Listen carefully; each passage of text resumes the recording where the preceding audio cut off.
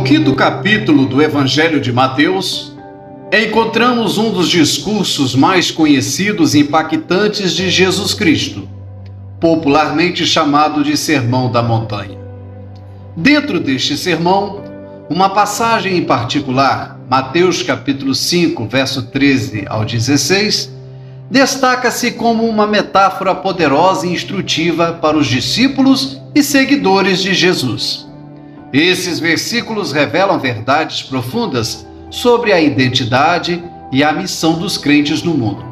No versículo 13, Jesus declara: Vós sois o sal da terra, mas se o sal se tornar insípido, com que se há de restaurar-lhe o sabor?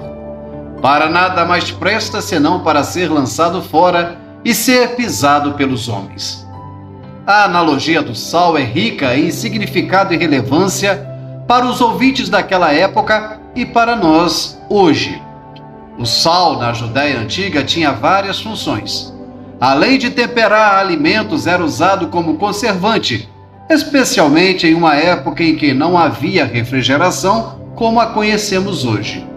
Jesus, ao chamar seus discípulos de sal da terra, os estava comparando a algo essencial, algo que preserva, dá sabor e impede a corrupção.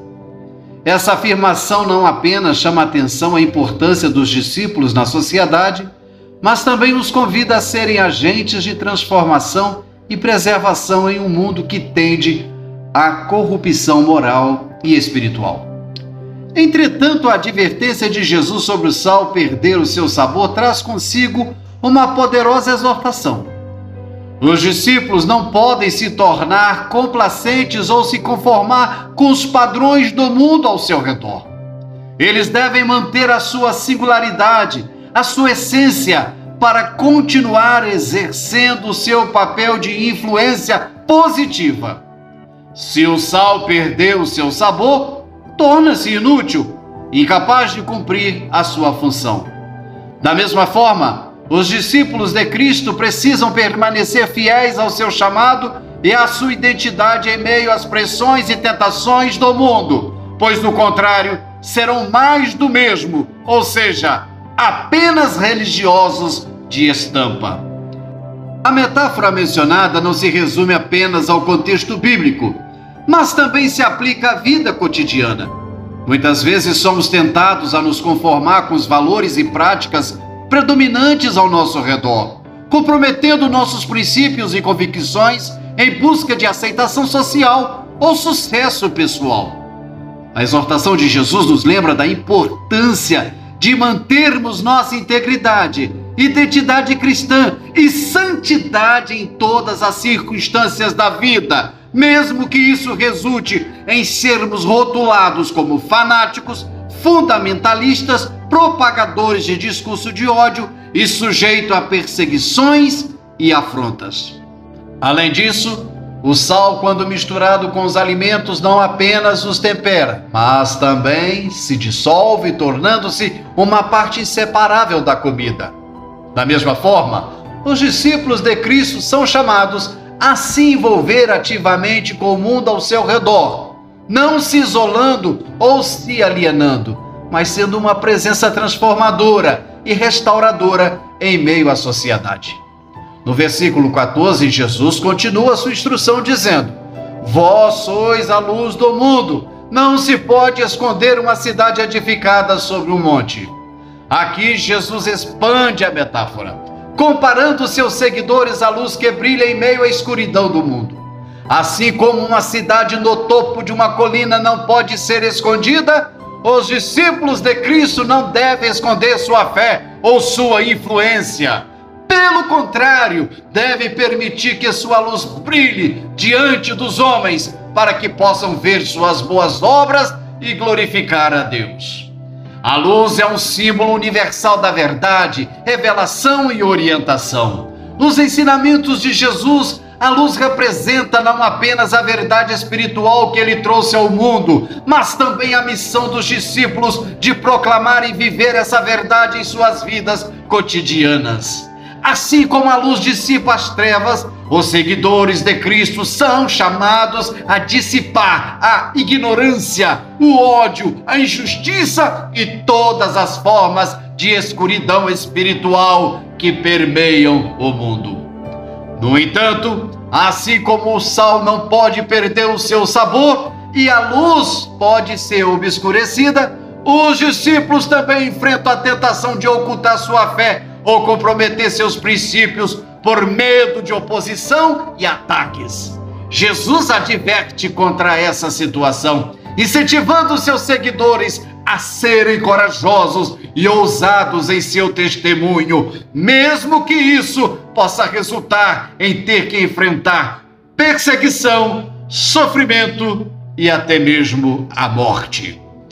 A exposição do sal e da luz também apontam para a natureza coletiva da fé cristã. O sal é mais eficaz quando está espalhado e misturado com os alimentos. Dessa forma, os discípulos são chamados a influenciar e transformar suas comunidades e sociedades. Da mesma maneira, a luz brilha mais intensamente quando várias lâmpadas são colocadas juntas, iluminando áreas mais amplas e lançando uma luz mais forte sobre as trevas. Os seguidores de Jesus são motivados a se unirem em comunhão e solidariedade, compartilhando suas luzes individuais para iluminar o mundo de maneira mais eficaz. Podemos dizer que a passagem de Mateus 5, 13 ao 16 é um convite a refletir sobre nossa identidade e missão como Igreja de Cristo. Precisamos ser o sal da terra, preservando, temperando e transformando as pessoas ao nosso redor. Somos intimados a ser a luz do mundo, dissipando as trevas da ignorância e do pecado e revelando a verdade e o amor de Deus. Diante da realidade atual, mais precisamente o ano de 2024, os discípulos de Jesus enfrentam diversos desafios e pontos negativos que são expostos pela mensagem contida em Mateus, capítulo 5, verso 13 ao 16. Em uma sociedade cada vez mais secularizada e pluralista, os discípulos enfrentam a pressão de conformar sua fé aos valores predominantes. Isso pode levar à diluição da mensagem da salvação e à adoção de práticas e crenças contrárias à doutrina de Jesus. Em muitas partes do mundo, os cristãos enfrentam perseguição e oposição por causa de sua fé.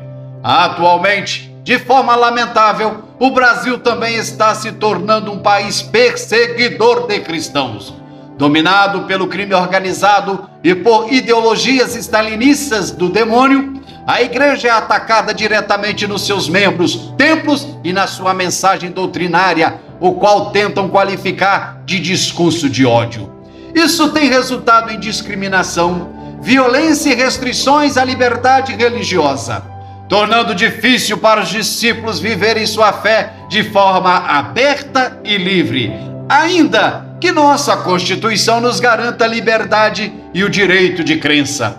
Porém, a mesma Constituição tem sido pisoteada e rasgada diariamente por aqueles que deveriam ser os guardiões da mesma. Em uma cultura que valoriza a privacidade e a separação entre religião e vida pública, os cristãos podem sentir a tentação de privatizar sua fé, mantendo-a confinada ao âmbito pessoal e evitando expressá-la publicamente. Ou seja, uma vez nós, na qualidade de igreja, deixarmos de pregar a palavra da salvação como ela é, a obra da salvação se extingue para aqueles que não conhecem o significado da morte e ressurreição de Jesus. Dentro do corpo da igreja, de forma lamentável, vemos nos dias atuais com muito mais intensidade divisões e conflitos devido a diferenças teológicas, social e políticas. De forma inacreditável, contemplamos cristãos de mãos dadas com ideologias do inferno que desejam o assassinato de bebês em gestação, que é o aborto, liberação da cocaína, maconha, crack e todas as drogas e a erotização de criancinhas em sala de aula com pretexto de ideologia de gênero. Entendam que a situação é dramática. milhares de pessoas estão se apresentando como seguidores de Cristo, mas na verdade não são parte da igreja amada de Jesus como sal e luz do mundo. Meus amados irmãos e caros ouvintes, que possamos, através da graça e do poder de Deus, viver de acordo com esse chamado, sendo fiéis testemunhas do Evangelho em todas as áreas de nossas vidas, não abrindo mão de sermos sal da terra e luz do mundo, conscientes de que não somos desse planeta, que a vida não se restringe ao estado temporal dentro deste invólucro carnal, o corpo que veio do pó da terra e para ela retornará. Nossa pátria é os céus, e a convicção da nossa fé nos faz ter a certeza da vida eterna. Que Deus em Cristo Jesus vos abençoe e pensem nisso.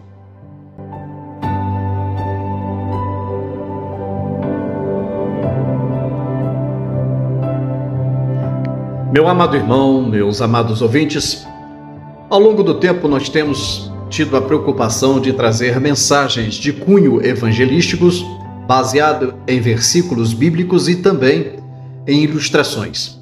Se você, ao ouvir essa mensagem, sentir tocado, gostou, achou que ela é proveitosa para evangelizar ou para poder ajudar um amigo, um irmão em Cristo, faça o seguinte: compartilhe, dê um joinha, faça a sua inscrição e envie para o seu irmão. O nosso objetivo principal é evangelizar, ganhar almas para o reino e promover um despertamento espiritual a todos os ouvintes. Que Deus abençoe. Meu muito obrigado.